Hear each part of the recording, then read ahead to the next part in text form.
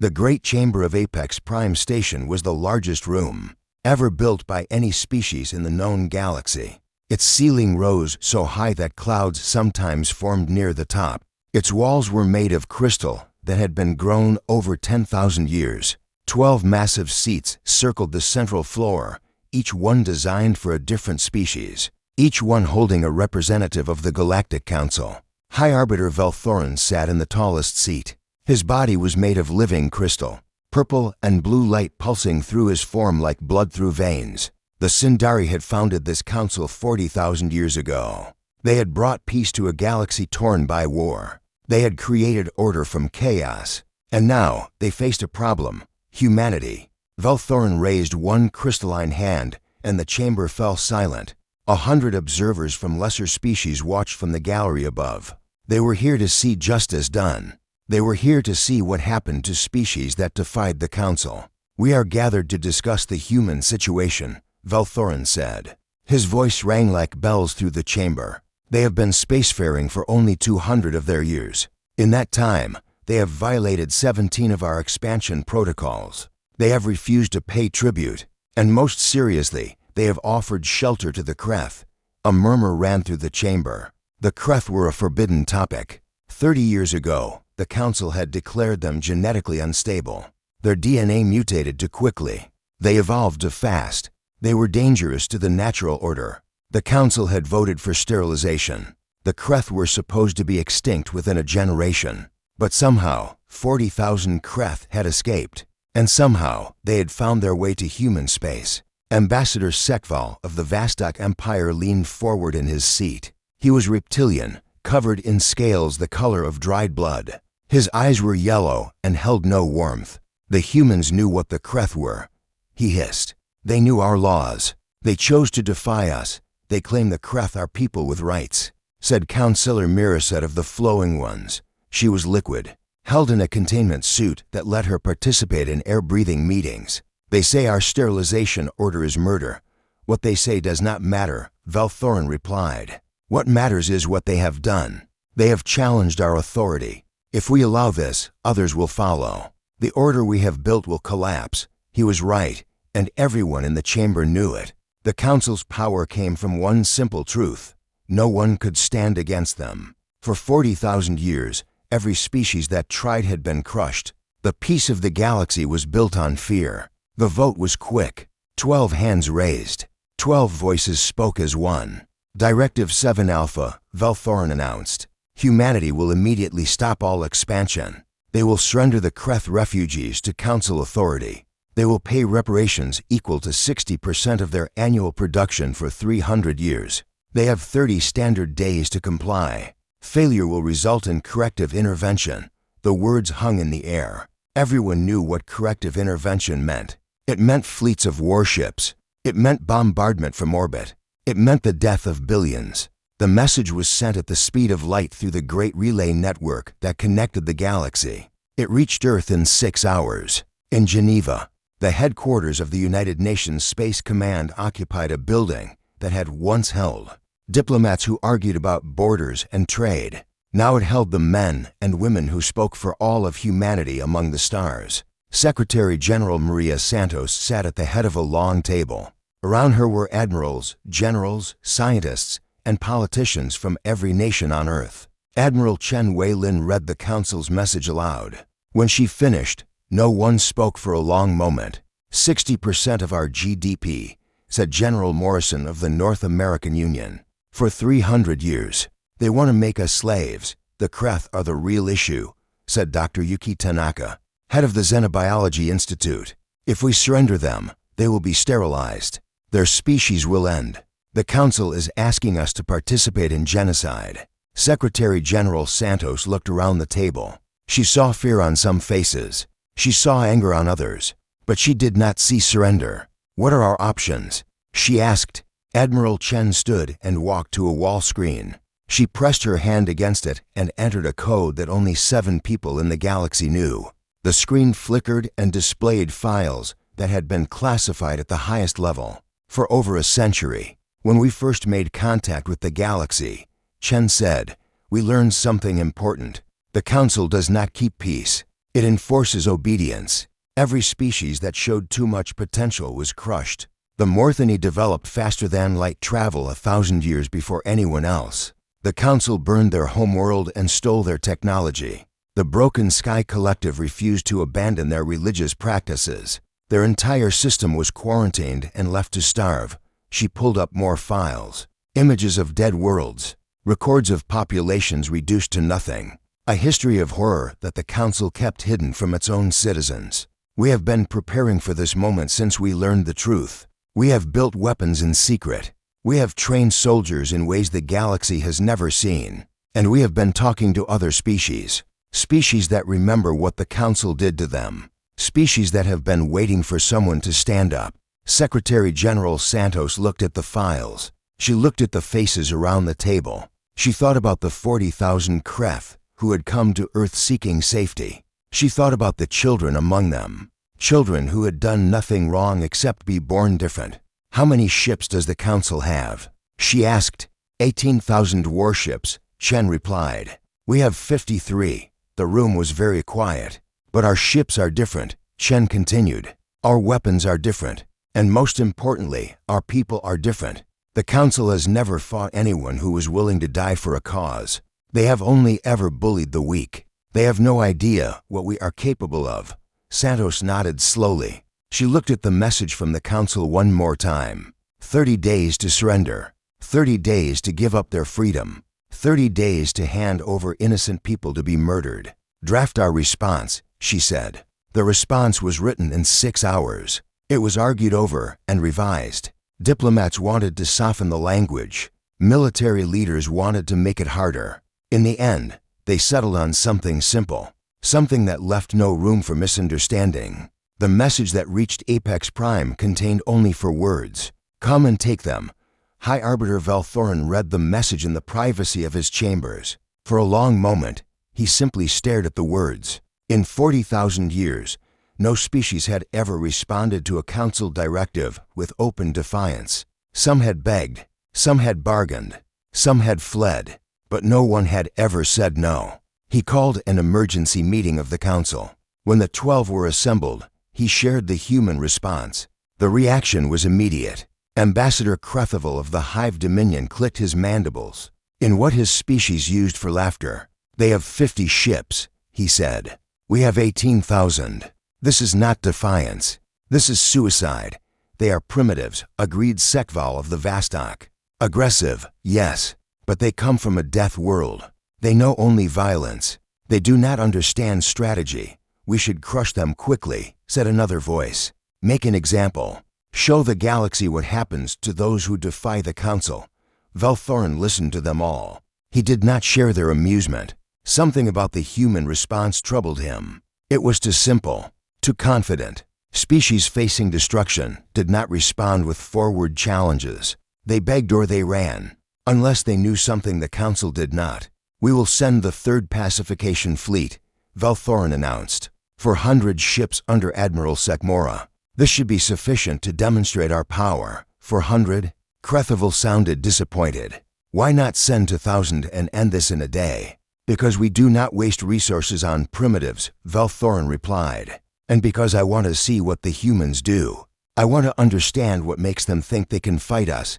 The order was given. 400 warships of the Vastok Empire began their journey toward human space. Admiral Sekmora, a veteran of 30 campaigns, led them personally. He expected an easy victory, a quick demonstration of overwhelming force, perhaps a few human ships destroyed as a lesson. He had no idea what was waiting for him. On Earth, the preparations continued.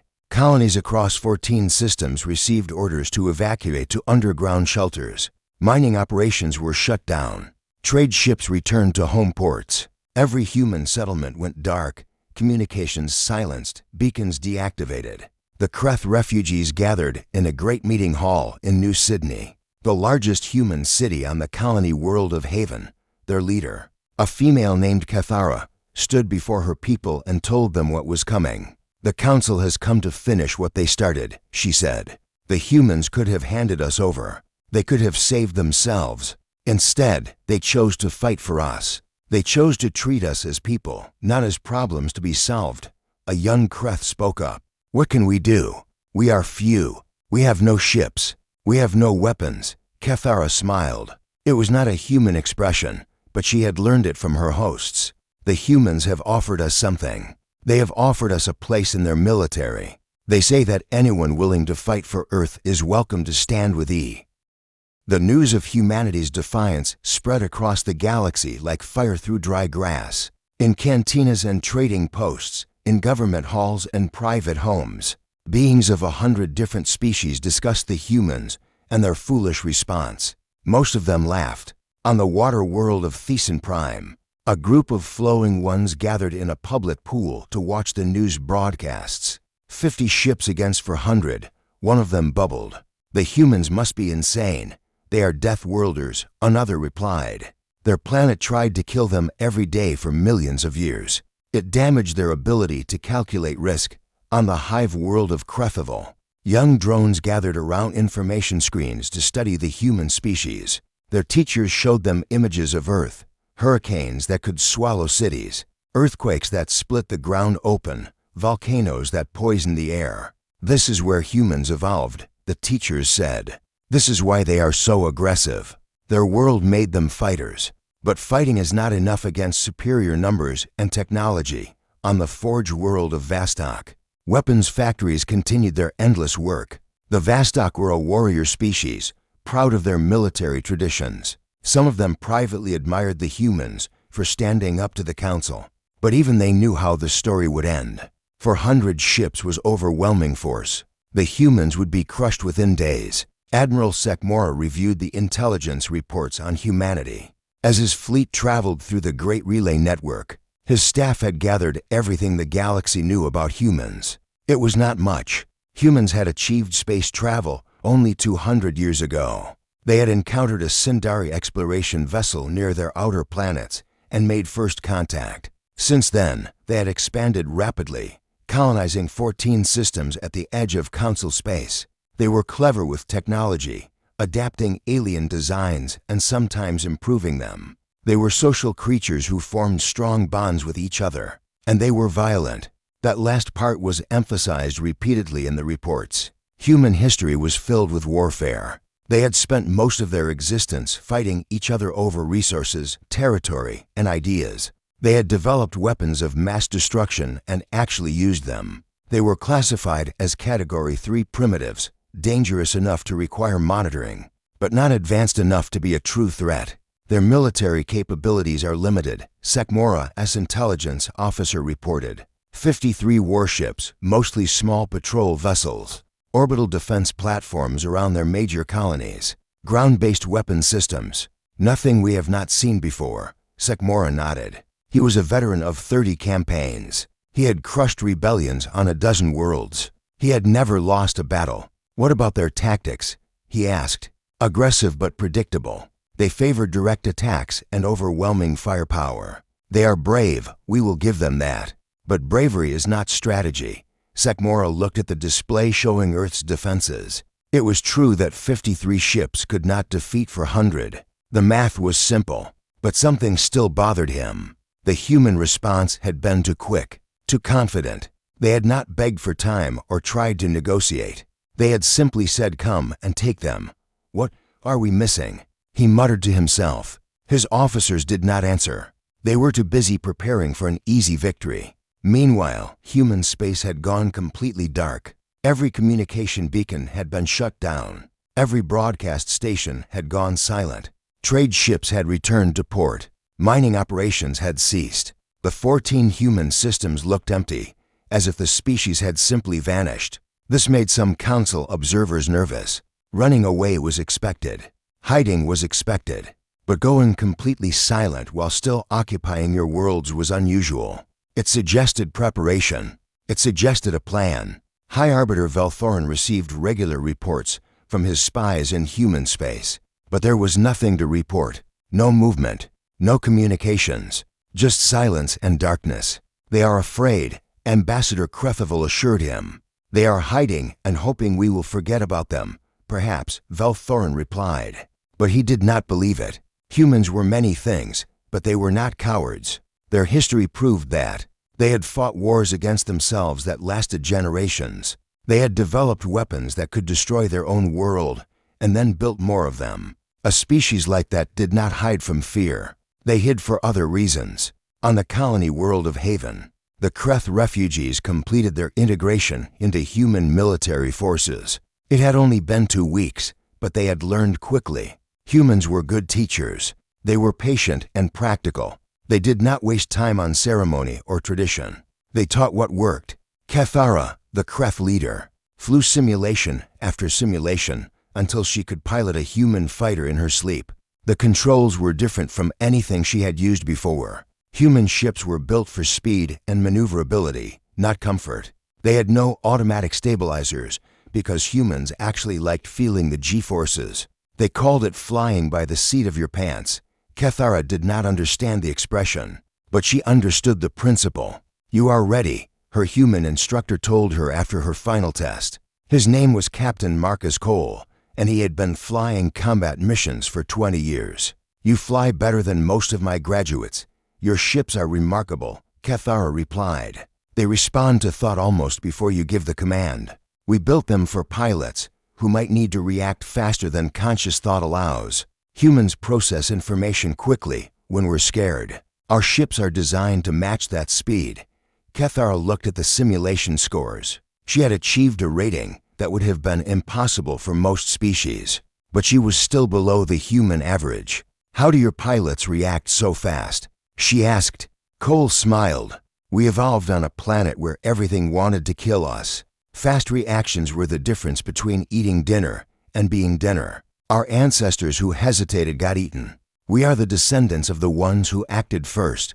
It was a simple explanation, but it contained a truth that most of the galaxy had not yet understood. Humans were not just aggressive. They were fast, faster than any species in council space. Their reflexes, their decision-making, their ability to adapt in real time, all of it had been shaped by millions of years of survival on a death world. And now they were about to show the Council what that meant. Admiral Sekmora's fleet exited the relay network at the edge of human space. 400 warships in perfect formation, their weapons charged and ready. The Vostok flagship, Dominance, led the way. Its sensor rays swept the surrounding space, looking for targets. There were none. "The system is empty," the sensor officer reported. "No human ships, no stations, no activity." Sekmora frowned. This was a human colony system. There should have been at least some presence here. Scan for power signatures, life signs, anything. The sensors found nothing. The planets were there, the stations were there, but everything was powered down. Cold and silent. "They have evacuated," his tactical officer said. "They are running." "Then where are they running to?" Sekmora demanded. "Earth, most likely. They will make their last stand at their home world." It made sense. Humans were sentimental about their planet of origin. They would want to die defending it. Sekmora ordered the fleet to continue toward Earth. They passed through 3 more systems. All of them were empty. All of them were dark. The human colonies looked like ghost towns, abandoned but intact. It was unsettling. Why did they not destroy their own infrastructure? Sekmora asked. If they were truly desperate, they would deny us resources. No one had an answer. On the 4th day of travel, they reached the outer boundary of the Sol system. Earth's star glowed in the distance, a yellow sun much like thousands of others in the galaxy. But this sun had produced something unique. It had produced humanity. Long-range sensors finally detected activity. Ships, stations, defense platforms. The humans had concentrated everything they had around their homeworld. 53 warships confirmed, the sensor officer reported. Orbital platforms matching previous intelligence. Ground-based weapon systems active.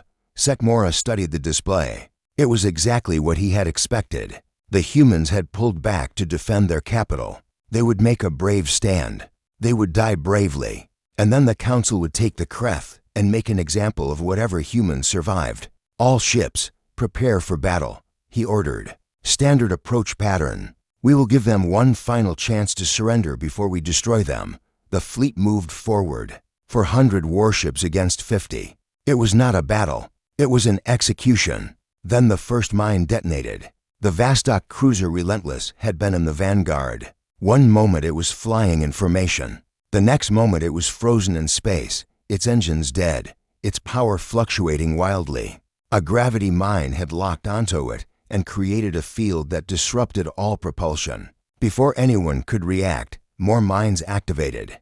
Not just gravity mines. EMP mines that fried electronics. Sensor mines that created false images and blinded navigation systems. Mines that did not explode, but simply grabbed ships and held them in place like insects in amber. Evasive action. Sekmora shouted. All ships, evasive action. But there was nowhere to evade to. The mines were everywhere. The humans had turned the entire outer system into a trap. Every safe-looking path led deeper into the minefield. Every attempt to retreat triggered more devices. 30 ships were disabled in the first wave. The news of the Third Pacification Fleet's defeat reached Apex Prime in 6 hours. High Arbiter Velthorin received the report in his private chambers. He read it 3 times, certain there must be an error. 212 ships lost. Half the fleet. Against 50 human vessels. He called an emergency session of the council. The 12 gathered in the Great Chamber, and for the first time in living memory, they did not project confidence. They projected fear. "This is impossible," Ambassador Krethoval said. His mandibles clicked nervously. "The humans have only been spacefaring for 2 centuries. They cannot have weapons capable of this. And yet they do," Velthorin replied. "The report is clear. They used mines we have never seen before. Gravity weapons, electromagnetic pulses. Their ships performed maneuvers our pilots cannot match. And there is something else." He activated a holographic display showing the final moments of the battle. Ships appeared alongside the human fleet. Ships of unfamiliar design. The Kreth, Sekval of the Vostok hissed. "We should have exterminated them completely. Not just the Kreth," Velthorin said. "Our intelligence has identified vessels from the Morthony. The Yeel, the Broken Sky Collective. Species we believed destroyed or contained." The chamber was silent. Everyone knew what this meant. The humans had not just defied the council. They had united the council's enemies. "How many are there?" Councillor Miraset asked. "We do not know. Our spies in human space have gone silent. Either they have been captured or they have chosen not to report." Velthorin paused. "Some of them may have switched sides. This was unthinkable. The council had ruled the galaxy for 40,000 years. Their power was absolute. Their authority was unquestioned. And now, in just a few weeks, a species of primitives had shattered that image of invincibility. In the Sol system, Admiral Chen Weilin surveyed the aftermath of the battle. Human losses had been lighter than expected. 12 ships destroyed, 23 damaged, 317 crew members killed. Every death hurt. Chen had known some of them personally, but she also knew that the war was just beginning.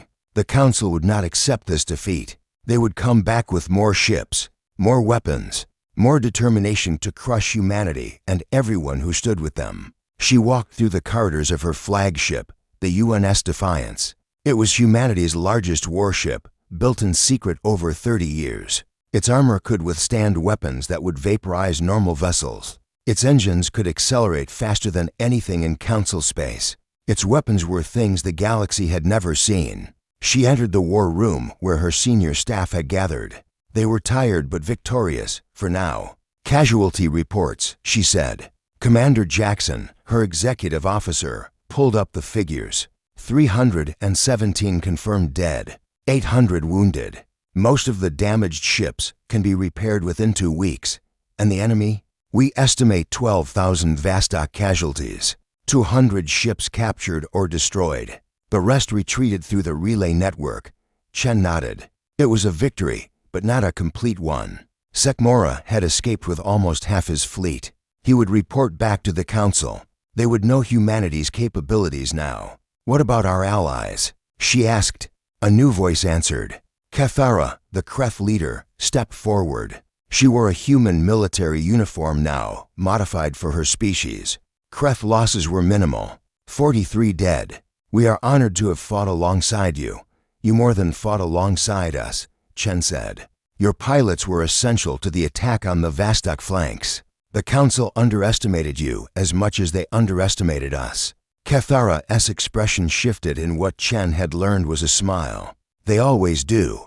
They see what they wanted to see: weakness, fear, submission. They cannot imagine that anyone would fight back. Representatives from other allied species reported similar results. The Morthani had lost 2 ships but destroyed 15. The Yeel, small creatures who excelled at electronic warfare, had scrambled Vostok communications throughout the battle. The Broken Sky Collective, whose ships were held together by faith and determination, had sacrificed 3 vessels to protect a human carrier. Chen looked at them all. Just months ago, these species had been scattered and broken. Survivors of Council brutality with no hope of fighting back. Now they stood together. Now they had won their first battle. The Council will come back, she said. This was for 100 ships. Next time it might be for 1,000. We need to be ready. What is our plan? Cathara asked. Chen activated a galaxy map. Human space was highlighted in blue. Council space, vastly larger, was shown in red. Between them, scattered dots of green-marked worlds where allied species were hiding. We cannot win a direct war against the Council, Chen admitted. They have too many ships, too many resources. If they commit their full force, they will overwhelm us eventually. Then what can we do? Commander Jackson asked. We make them afraid to commit their full force. Chen zoomed in on Council space. The Council is not unified. It is a collection of species held together by fear and self-interest. The Vostok are warriors who respect strength. They will think twice about attacking us now. The Sundari are calculating. They will want to understand us before they risk more ships. The Hive Dominion cares only about their colonies. They will not sacrifice their fleets for a war that does not directly threaten them. She highlighted several points on the map. We will send ships to raid Council supply lines. We will contact species living under Council rule and offer them hope. We will make the cost of destroying us higher than the Council is willing to pay. You wanted to break them apart, Cathara said. I want to give them reasons to break themselves apart. The Council has always ruled through fear. We will offer something different. We will offer freedom. It was a bold plan. Perhaps impossible, but it was better than waiting to be destroyed. On Apex Prime, the debate continued for 3 days. High Arbiter Velthorin listened to proposals ranging from immediate full-scale war to complete withdrawal from human space. None of them satisfied him. The problem was not military. The Council could destroy humanity if it committed enough resources, but that would take time and cost ships that might be needed elsewhere. Other species were always watching for signs of weakness. If the Council emptied its core fleets to crush humanity, opportunists would strike at undefended territories. More troubling was the political situation. The humans had somehow contacted species that should have been extinct or isolated. The Morthani, the Kreth, the Yeel, all of them should have been beyond communication. But they had found each other. They had organized. They had formed something called the Free People's Compact. Velthorin's spies had obtained fragments of the Compact's founding document. It was disturbing reading. The document declared that all sentient species had the right to self-determination. It rejected tribute payments and expansion protocols. It offered membership to any species willing to join, with no requirements other than mutual defense and respect. It was everything the Council was not. We must negotiate, Councillor Miraset finally said. Not because the humans are right, but because war will cost us more than we can afford. Negotiate. Sekval's scales flushed dark red with anger. The Vostok do not negotiate with primitives who have murdered our warriors. The Vostok sent those warriors to die, Miraset replied coolly. Perhaps you should have studied your enemy more carefully. The argument threatened to turn violent. Velthorin raised his crystalline hand and silence fell. We will negotiate, he announced. We will offer the humans peace, full recognition of their territories, pardons for the Kreth, no reparations. That is surrender, Sekval protested. It is patience, Velthorin corrected. We will make peace with the humans. We will let them believe they have won. And then when they have lowered their guard, we will learn everything about them, their weaknesses, their divisions, their fears, and we will destroy them properly. The Council voted to accept Velthorin's proposal. A diplomatic vessel was dispatched to human space. Ambassador Trethavel, a neutral Sindari, carried the message of peace. The message arrived at Earth 3 days later. Secretary General Santos read it in the same conference room, where humanity had drafted its defiant response weeks before. "They are offering everything we asked for," she said. "Recognition, pardons, no tribute. It seems too good to be true." Admiral Chen nodded. "Because it is. They are buying time. They want to study us, find our weaknesses, strike when we are unprepared. Can we refuse to negotiate?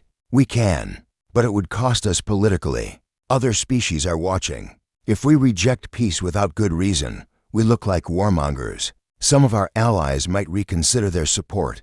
Santos sighed. This was the problem with diplomacy. Sometimes you had to play games even when you knew the other side was cheating. "What do you recommend?" Chen stood and walked to the window. Outside, the Geneva skyline stretched toward the mountains. "So peaceful, so fragile. We accept their invitation to negotiate," she said. "We go to Apex Prime. We make them think we want peace. And we use." The Free People's compact fleet emerged from the relay network at Apex Prime. It was a small fleet by galactic standards, 37 ships carrying delegates from 17 species. But it was the most significant fleet to ever approach the Council's capital. High Arbiter Valthorin watched from his tower as the strange collection of vessels took up position near the station. Human ships flew alongside Kreth fighters. Morthany cruisers floated next to Yield scout craft. The Broken Sky Collective had sent their holiest vessel, a ship that looked like it might fall apart at any moment, but was considered sacred by their people. It was an insult. The Council had invited humans to negotiate. They had not invited this circus of broken species and former victims, but they could not turn them away. The galaxy was watching. News crews from 100 worlds had gathered at Apex Prime to witness history. Turning away the delegation would make the Council look weak. Worse, it would make them look afraid. "Let them dock," Valthorin ordered. "Let them have their moment. It will make their eventual defeat all the more satisfying." The delegation was escorted to quarters in the diplomatic wing of Apex Prime Station. They were given comfortable rooms and fine food. They were also surrounded by security forces at all times, though this was described as protection. Admiral Chen Weilin used the time to prepare. She met with each species' representatives, reviewing their testimonies. Every one of them had stories to tell. Stories of Council brutality, stories of extinction and oppression, stories that the galaxy had never heard. Cathara of the Kreth spoke of how the Council had declared her species genetically unstable. "They said our mutations made us dangerous," she said. "In truth, our adaptability made us threatening. We could survive on worlds other species could not. We could evolve solutions to problems that took others centuries to solve. They were not afraid of what we were. They were afraid of what we might become." Representative Murkai of the Morthany described the burning of his homeworld. "We developed faster-than-light travel before the Sindari did. We were ready to explore the galaxy, to meet other species as equals. The Council could not allow that. They came with 1,000 ships. They poisoned our atmosphere. They killed 9 billion people. Then they took our technology and called it their own." Elder Voice of the Broken Sky Collective spoke of religious persecution. "We believe that all minds are connected, that consciousness is a gift from the universe itself. The Council declared our faith heretical. They said we were corrupting other species with dangerous ideas. They isolated us, starved us, tried to make us abandon our beliefs. But faith does not die so easily."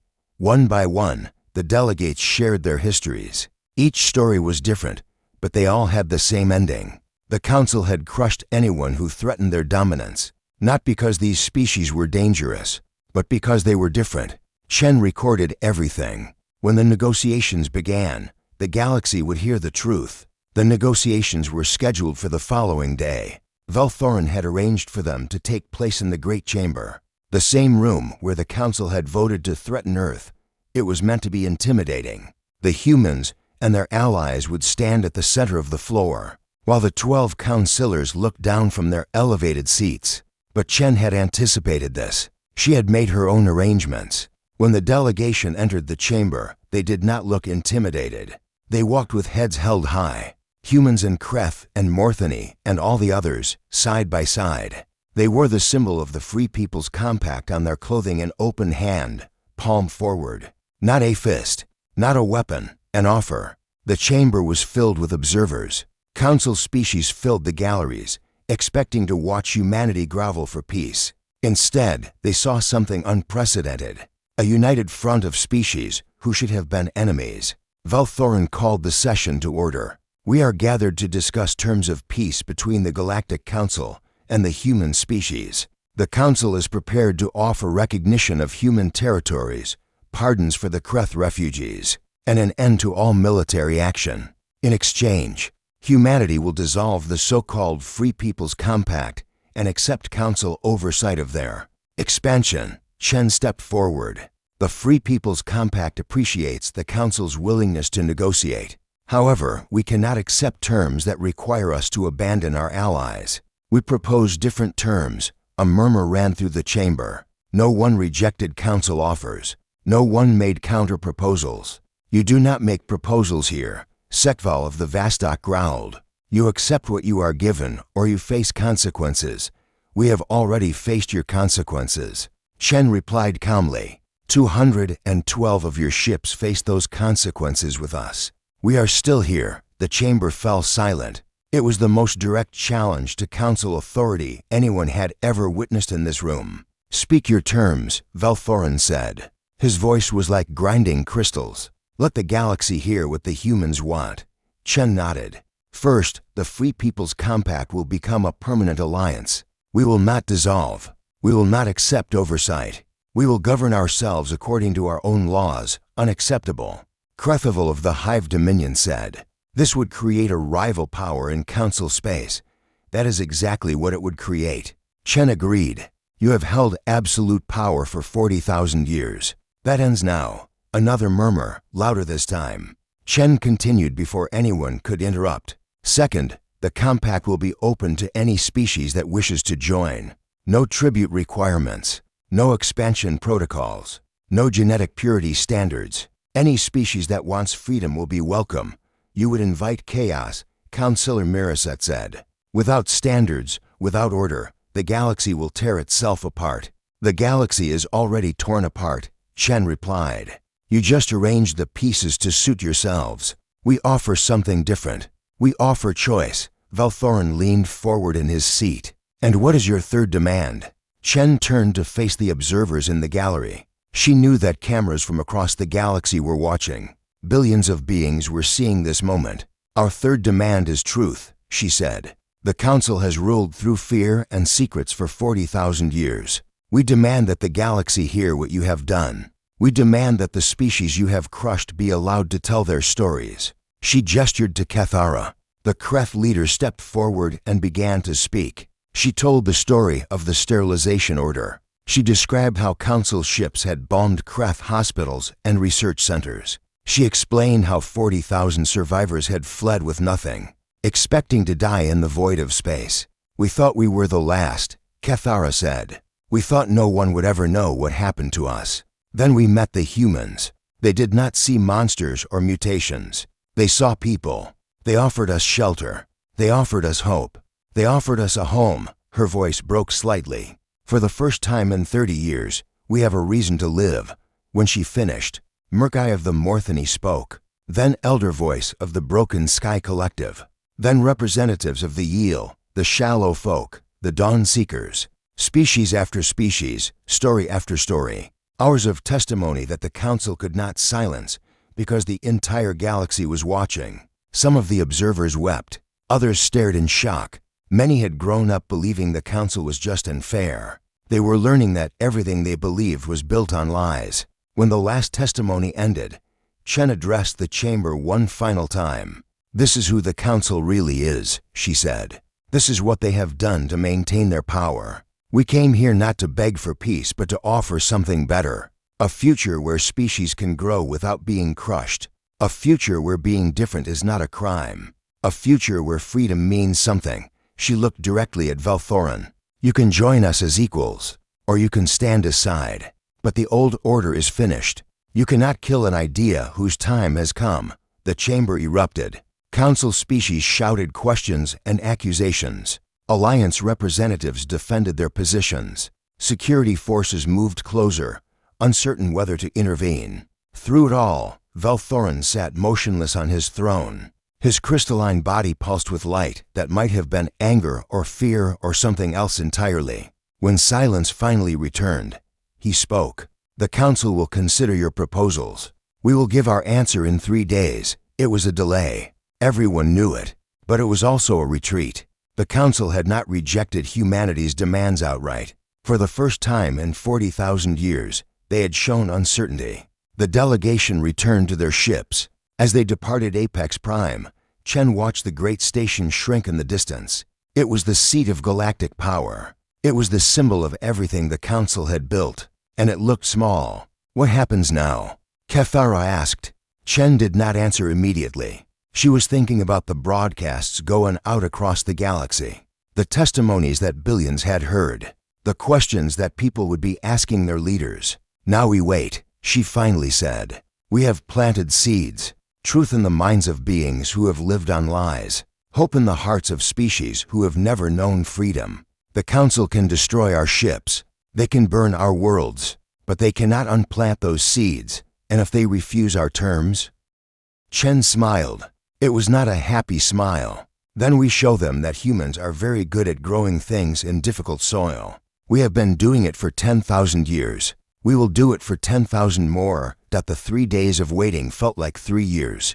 Across the galaxy, species that had lived under Council rule for millennia watched the news and talked in hushed voices.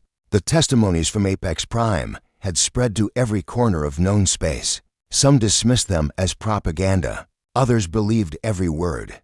Most simply did not know what to think. On Earth, Admiral Chen Weilin used the time to prepare for both outcomes. If the Council accepted peace, humanity would need to build diplomatic relationships with species that had never trusted outsiders. If the Council chose war, humanity would need to fight the largest military force in galactic history. Either way, the galaxy would never be the same. The Council's response came exactly on schedule. High Arbiter Velthorin appeared on every news broadcast in the galaxy. His crystalline form glowed with authority. But those who knew how to read Sindari body language saw something they had never seen before. "Uncertainty. The Galactic Council has considered humanity's proposals," Velthorin announced. "After careful deliberation, we have reached the following conclusions." Chen watched from the bridge of the Defiance. Her entire crew was silent, waiting. "First, the Council recognizes the territorial boundaries of the Free People's Compact. We will not pursue military action against compact worlds." A cheer went up somewhere on the ship. Chen held up her hand for silence. There was more coming. "Second, the Council will open diplomatic channels with the Compact. We are prepared to discuss trade agreements and mutual non-aggression treaties." This was unexpected. The Council was actually negotiating, actually treating humanity as equals. However, Velthorin continued, "The Council cannot accept the Compact's offer of open membership. Any species that wishes to join the Compact must first renounce their Council citizenship. The Council cannot allow its members to hold dual allegiances." Chen understood immediately. The Council was not accepting peace. They were creating a barrier. Any species that joined the Compact would lose Council protection and trade access. Most would not take that risk. Furthermore, the testimonies presented at the negotiations were filled with inaccuracies and emotional manipulation. The Council categorically denies any accusations of genocide or persecution. Any species that spreads these false claims will face consequences. The message was clear. Peace was possible, but only on Council terms. Freedom was allowed, but only if you were willing to lose everything to get it. Velthorin signed off. The galaxy waited to see how humanity would respond. Admiral Chen called a meeting of the Compact leadership. Representatives from all 17 species gathered in the Defiance's largest conference room. Some attended in person. Others appeared as holograms, their ships scattered across human space. "They are trying to isolate us," Merkai of the Morthany said. "If species have to choose between the Compact and the Council, most will choose safety." "They are also lying about our testimonies," Cathara added. "Everyone who watched knows the truth. But if people are afraid to speak that truth, It does not matter. Chen nodded. The Council is playing the long game.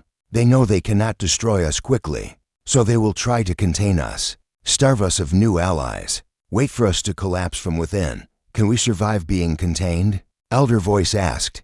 The Compact has 17 species. The Council has thousands. Numbers are not everything, Chen replied. We have something the Council does not. We have a cause worth fighting for. She activated the conference room's holographic display. An image appeared, the open hand symbol of the Free People's Compact. When we founded this alliance, we did not do it to create another empire. We did it because we believed in something. The right of all beings to live free. The right to grow without being crushed. The right to be different. She looked at each representative in turn. Human, Kreth, Morthany, all of them. The Council thinks they can wait us out. They think that if they offer a little peace and a little security, our alliance will crumble. They are wrong, because we are not held together by fear. We are held together by hope. Hope is not a strategy, Murkai said gently. What is your plan? Chen smiled. The Council says any species that joins us must give up their membership. They think this is a punishment. We will make it a prize. She pulled up data on the display. Economic projections, trade routes, resource calculations. The Council extracts tribute from its members. 60% or more of production goes to the central authority. In exchange, species get protection and access to markets. But what if we offered the same access without the tribute? What if joining the Compact meant keeping what you produce? They would never allow it, Cathara said. They would blockade us. Let them try. Our space is on the edge of the galaxy. Their supply lines would be stretched thin, and every blockade ship is one less ship controlling their own territories. The representatives considered this. It was ambitious, perhaps impossible, but it was also the kind of bold thinking that had let humanity defeat the Vostok. There's something else, Chen continued. The Council is not unified. They are held together by mutual fear and self-interest. The Vostok do not trust the Sindari. The Hive Dominion cares nothing for Council politics. The smaller species have no voice and no power. You want to break them apart. Elder Voice observed. I want to give them reasons to break themselves apart. We will offer trade to species that want it. We will offer refuge to beings who seek it. We will be what the Council claims to be but is not. A place where any species can belong. The meeting continued for hours. Plans were made. Resources were allocated. Responsibilities were divided. When it ended, the Free People's Compact had a strategy for the next decade. But strategies are only words until they are tested. The testing came sooner than expected. 3 weeks after the Council's announcement, a small ship appeared at the edge of human space. It was not a Council vessel. It was not from any known species. It was a refugee ship, carrying 2,000 beings from a world called Tessara Minor. The Tesserans were insectoid, not unlike the Hive Dominion, but smaller and more delicate. Their world had been annexed by the Council centuries ago. They had served as laborers and technicians, valued for their precision, but treated as second-class citizens. When they heard the testimonies from Apex Prime, something changed. For the first time, they realized they were not alone in their suffering. For the first time, they saw a possibility of something better. 2,000 of them had stolen a transport ship and fled Council space. They were asking for asylum. Chen reviewed the request with Secretary General Santos. Accepting the refugees would be seen as provocation. The Council might use it as an excuse for military action. It was a risk. What do the Tesserans want? Santos asked. The same thing everyone wants, Chen replied. A chance to live free. Santos looked out the window of her Geneva office. The mountains rose in the distance, beautiful and permanent. Humans had lived in their shadow for thousands of years, fighting and building and dreaming. Humanity did not come this far by playing it safe, she said. Accept them. All of them. The news spread quickly. A new species had joined the Free People's Compact. Not conquered, not coerced. They had chosen to come. Within a month, more ships arrived. 12 Tesserans here. A family of flowing ones there. Individuals and groups who had watched the testimonies and decided they wanted something better. They came with nothing but hope. The Council threatened consequences. They imposed sanctions. They rattled their weapons. But they did not attack, because every day, more beings were watching, more voices were asking questions, more minds were opening to new possibilities. On the first anniversary of Earth's defiance, Admiral Chen stood before a crowd of 100,000 beings on the colony world of Haven. Humans and Kreth and Tesserans and dozens of others filled the central plaza. Above them, the symbol of the open hand flew from every flagpole. 1 year ago, Chen said, the Galactic Council sent Earth a threat. They told us to surrender, to give up our friends, to bow before their power. We had 50 ships against their 18,000. By every calculation, we should have lost. She paused, looking out at the faces before her. So many species, so many stories, so many dreams. We did not lose. We did not lose because we understood something the Council never has. Power is not measured in ships or weapons or territory. Power is measured in what you are willing to fight for, in what you are willing to sacrifice, in what you believe. She raised her hand, palm forward, mimicking the compact symbol. The Council sent us a threat. We replied with battle, but battle was never our goal. We fought because we had to.